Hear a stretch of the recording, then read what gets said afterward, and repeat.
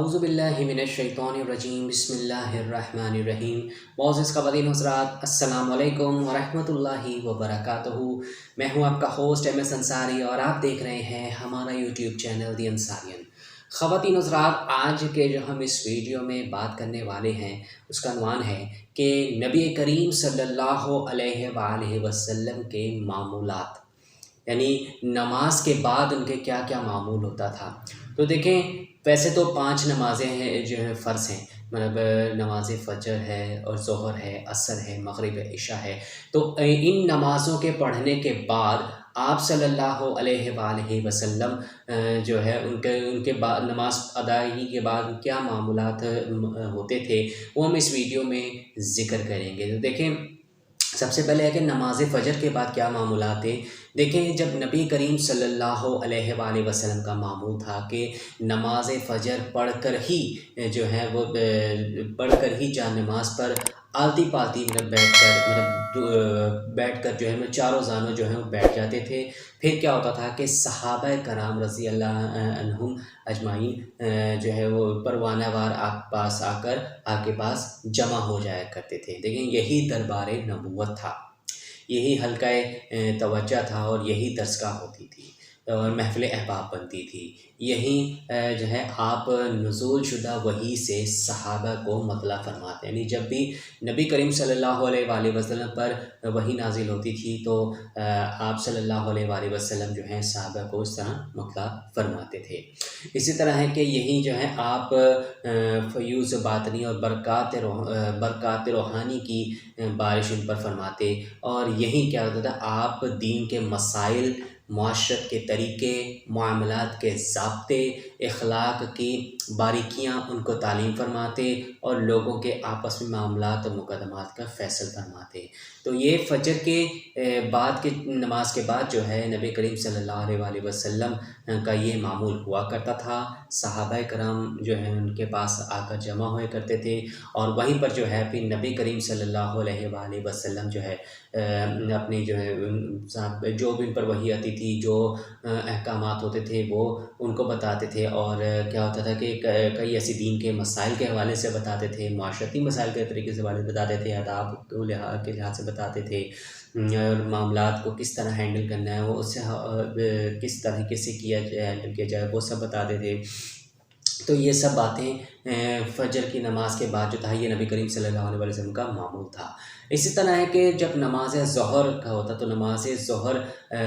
نبی کریم صلی اللہ علیہ وسلم جب ظہر کی نماز پڑھنے کے بعد کیا کرتے تھے، باجماعت پڑھ کر اکثر جو ہے وہ مدینہ کے بازاروں میں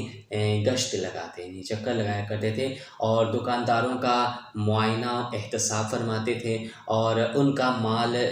جو ملاحظہ فرماتے اور ان کے مال کی اچھائی یا برائی جانچتے، ان کے ناپنے تولنے کی نگرانی فرماتے، کہیں کم تو نہیں تولتے، بستی اور بازار میں جو کیا ہے وہ حاجت مند ہوتا تو اس کی حاجت پوری کرتے۔ یہ نبی کریم صلی اللہ علیہ وآلہ وسلم نماز ظہر کے بعد کا جو ہے یہ ان کا معمول تھا کہ وہ بازاروں میں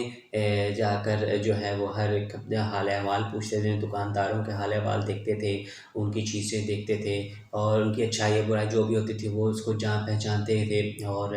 اسی طرح یہ ہے کہ اپنا مطلب کہ دیکھتے رہتے کہ کوئی کم تو نہیں تول رہا، اور جو بھی اگر بالفرض اگر کوئی حاجت مند مل جاتا تو آپ صلی اللہ علیہ وآلہ وسلم جو ہیں اس کی حاجت بھی وہ پوری کرتے۔ تو خواتین حضرات، یہ تھا ظہر کی نماز کے بعد نبی کریم صلی اللہ علیہ وآلہ وسلم کا کے معاملات تھے۔ اب دیکھیں کہ جب عصر کی نماز کا وقت ہوا تھا، عصر کی نماز پڑھ کر ازواج مطہرات میں سے ایک ایک کے گھر تشریف لے جاتے تھے اور حال پوچھتے اور ذرا دیر سے ہر ایک یہاں ٹھہرتے، اور یہ کام اتنی ہی پابندی سے کرتے کہ ہر ایک یہاں مقرر وقت پر پہنچتے، اور سب کو معلوم تھا کہ آپ صلی اللہ علیہ وآلہ وسلم بہت قدر شناس اور پابند ہیں۔ تو نبی کریم صلی اللہ علیہ وآلہ وسلم کی اس شان ہے۔ دیکھیں، ہمیں چاہیے کہ نبی کریم صلی اللہ علیہ وآلہ وسلم کے جس طرح سنت ہے ان پر ہمیں عمل کرنا چاہیے۔ تو دیکھیں، یہاں نبی کریم صلی اللہ علیہ وآلہ وسلم کس قدر اعتدال پسندی کا جو اور میانہ روی رکھتے تھے اور کس قدر جو ہے وہ پابند تھے، اسی بات سے جب اندازہ لگائیں گے۔ عصر کی نماز کے بعد نبی کریم صلی اللہ علیہ وآلہ وسلم اپنی زوجہ کے پاس ایک ہی گھر کے تشریف لے جاتے، نہ کہ کسی ایک اسپیسیفک کسی زوجہ کے پاس جاتے تھے، بلکہ سب کے پاس جاتے تھے، اور جو تھا کہ سب کے پاس جو ہے وہ ذرا دیر ٹھہرا کرتے تھے، اور مطلب اتنی پابندی سے کرتے تھے کہ ہر ایک یہاں مقررہ وقت پر پہنچتے ہوتے تھے۔ تو یہ نبی کریم صلی اللہ علیہ وآلہ وسلم کی شان ہے۔ تو ہمیں بھی چاہیے کہ ہمیں ان کی سنت پر جو ہے مکمل طور پر عمل کرنا ضروری ہے۔ مطلب یہ کہ انصاف پرستی کے ساتھ وہ کام لیا کرتے تھے، تو ہمیں بھی چاہیے کہ ہم بھی اس طرح جو ہے ہم انصاف کے ساتھ جو ہے کام کریں۔ اگر کہہ لیں کہ اگر ہم نہیں کرتے تو پھر جو ہے ہمیں بہت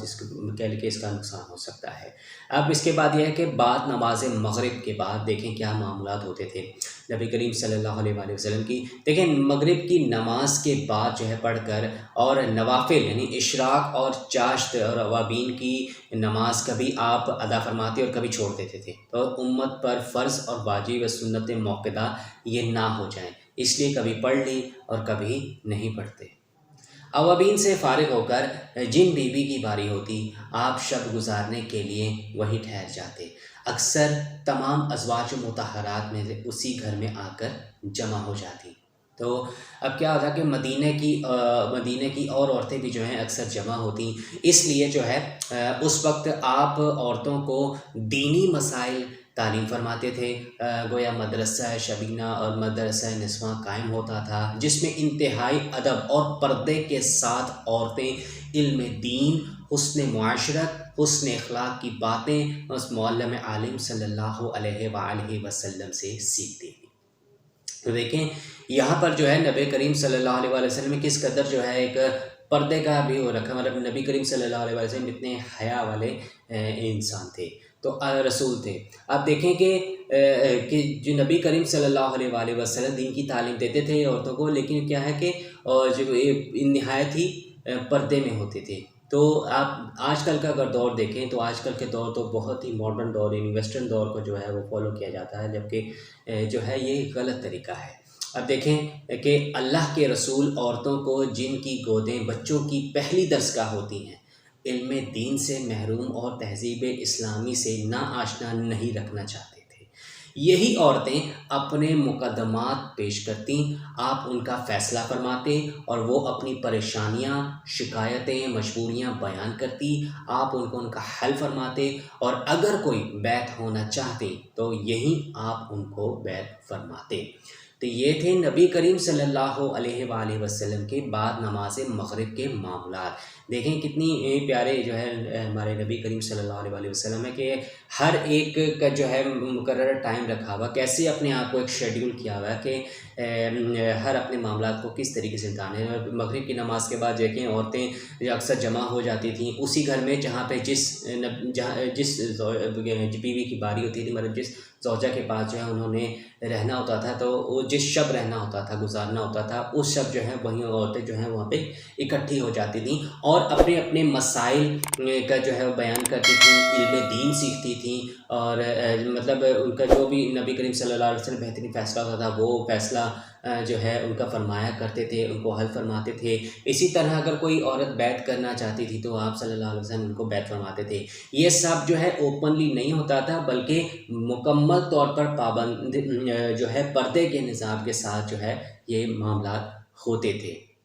تو دیکھیں نبی کریم صلی اللہ علیہ وآلہ وسلم کی کیا تعلیمات ہیں کہ کس قدر جو ہے وہ حیا والے تھے کہ وہ عورتوں کو بھلے ہی جو ہے دین کی تعلیم وغیرہ مطلب دیتے تھے، ان کے مسائل حل کرتے تھے، لیکن یہ سب جو ہے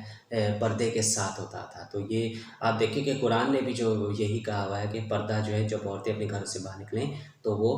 پردہ چادر اوڑھ لیا کریں۔ اسی طرح مردوں کو بھی جو ہے اپنی نگاہ نیچی رکھنے کا بھی حکم دیا گیا ہے۔ اور یہاں پر نبی کریم صلی اللہ علیہ وآلہ وسلم نے بہترین مثالیں جو ہے وہ سامنے آتی ہے ہماری، کہ نبی کریم صلی اللہ علیہ وآلہ وسلم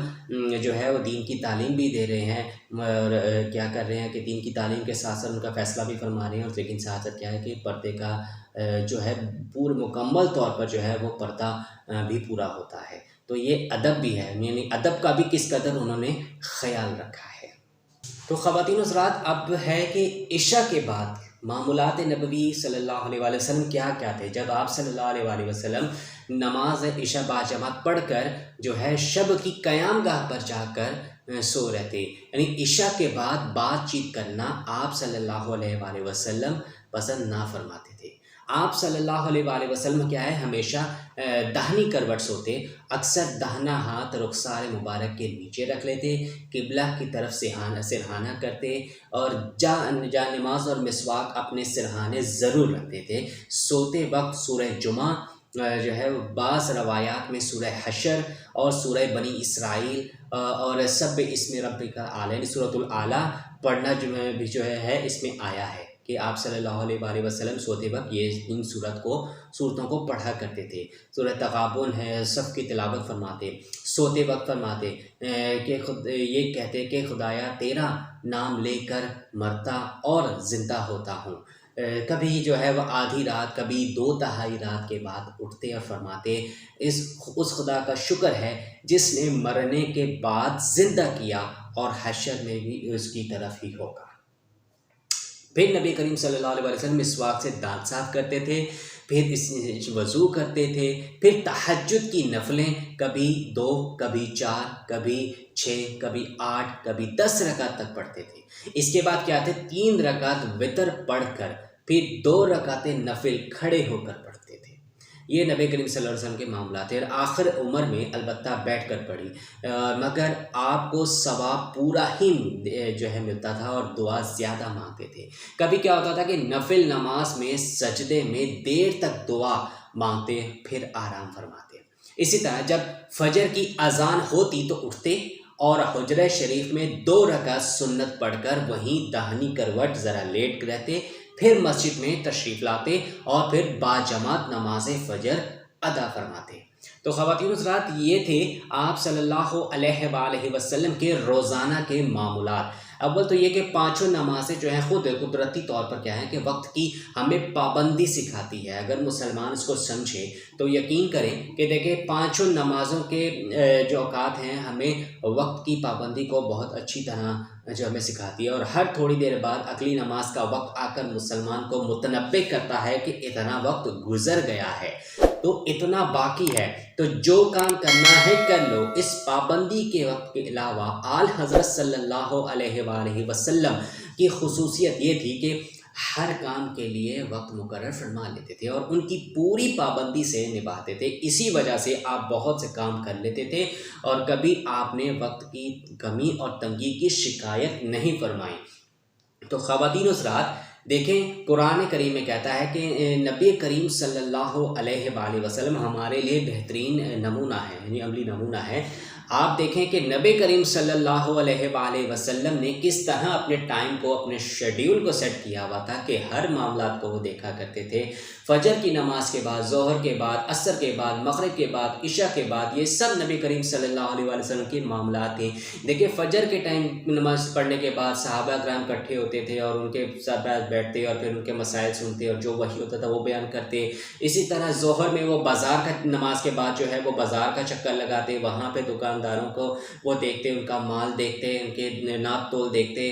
کوالٹی دیکھتے اور ان کی حاجت وغیرہ جو مال مند ہوتا ہے اس کی حاجت پوری کرتے۔ عصر کی نماز کے بعد اسی طرح اپنی ازواج کے گھر جو ہے وہ جاتے، تھوڑی تھوڑی دیر رکتے وہاں پہ، یہ انہوں نے شیڈول سیٹ کیا۔ پھر مغرب کے بعد دیکھیں کہ جہاں پہ انہوں نے رہنا ہوتا تھا جس زوجہ کے پاس، وہاں پہ جاتے، وہاں ساری عورتیں اکٹھی ہوتی اور وہاں پہ باقی عورتیں بھی آتی اور تو وہاں پہ اپنے مسائل لے کر آتی، اپنے مسائل نبی کریم صلی اللہ علیہ وسلم ان کے مسائل حل کرتے، ان کی دین کی تعلیم دیتے، تو بڑی پابندی کے ساتھ اور بڑے باپردہ ہو کر جو ہے ان کو تعلیمات دیتے۔ اور اسی طرح عشاء کی نماز کے بعد آپ دیکھیں کہ نبی کریم صلی اللہ علیہ وسلم سونے سے پہلے جو ہے وہ صورتیں پڑھتے جو میں نے آپ کو بتائی ہیں، اور پھر دعا کر کے سوتے، پھر آدھی رات اٹھتے، مسواک کرتے، دانت صاف کرتے، پھر اسی طرح تہجد پڑھتے جتنی رکعتیں انہوں نے پڑھنی ہوتی، پھر اس کے بعد ان کو جو ہے وہ پوری رات وہ عبادت کرتے، پھر 3 وتر پڑھتے، اور پھر یہ نبی کریم صلی اللہ علیہ وسلم پھر فجر کی نماز سے پہلے جو ہے نماز قائم کرتے، پھر اس کے بعد فجر کی نماز کے لیے وہ جایا کرتے تھے۔ یہ سارا شیڈیول نبی کریم صلی اللہ علیہ وسلم کا دیکھیں اگر آج کل کے دور میں اگر ہم فالو کریں تو یقین کریں کہ ہماری زندگی جو ہے بہت اچھی اور بہت ہی پابندی کے ساتھ ہماری زندگی ہو، اور ہمارے بہت سارے معاملات جو ہیں بڑے اچھے اور بالکل پابندی کے ساتھ وہ پورے ہوتے جائیں۔ تو دیکھیں نبی کریم صلی اللہ علیہ وسلم کے ایسے معاملات جو ہیں معمولات سے ہی ہم سب کو جو ہے وہ سیکھنا چاہیے۔ اول تو یہ کہ نماز کی پابندی جو ہے وہ بہت ضروری ہے. ہر نماز کے لیے مسلمان اگر انتظار کرتا ہے تو اس کا بہت اجر و ثواب بھی ملتا ہے. تو مسلمان کیا ہے کہ اگر اسی طرح ہر نماز کے بعد اپنے مختلف قسم کے کاموں کو ٹائمنگ سیٹ کر لیں تو یقین کریں کہ اس کے جو ہے جتنے بھی کام اس کے بکھرے پڑے ہوں گے تو وہ انشاءاللہ آہستہ آہستہ دیکھیں کہ اللہ تعالیٰ کی رحمت سے اور اس کے کام جو ہیں وہ کیسے سمٹتے جائیں گے، اور اس کے پاس پھر بھی اس کے بعد وقت بچا رہے گا کہ مزید وہ جو ہے وہ کام اگر کرنا چاہے تو وہ کر سکتا ہے. لیکن اس کے لیے کیا ہے کہ نماز کو آپ نے پڑھنا ضروری ہے. نماز کی جو پابندی کرنا بے حد ضروری ہے. جب آپ اس کی پابندی کریں گے تب آپ کو وقت کی پابندی بھی آ جائے گی، اور آپ ساتھ ساتھ آپ کے کام بھی نمٹتے جائیں گے، سنورتے جائیں گے، اور آپ کی زندگی بھی اچھی ہوتی جائے گی، اور آپ دیکھیں گا کہ آپ کے پاس آپ کی زندگی جو ہے کس قدر وہ پرسکون ہو جائے گی. باقی دیکھیں کہ اب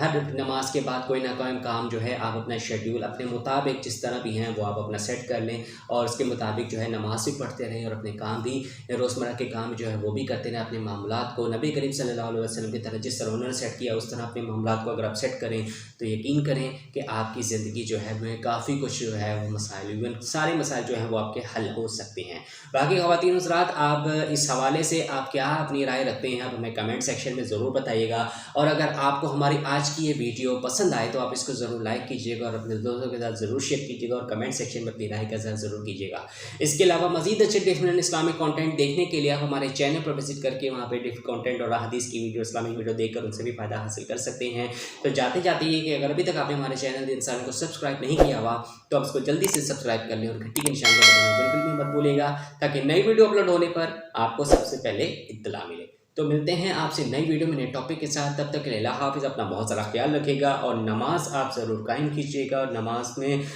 جو ہے کیونکہ آپ کو وقت کی پابندی سکھاتی ہے تو نماز پڑھیے اور وقت کی پابندی سیکھیے اور اپنے کام کو سنواریے. جزاک اللہ خیر. السلام علیکم ورحمۃ اللہ وبرکاتہ.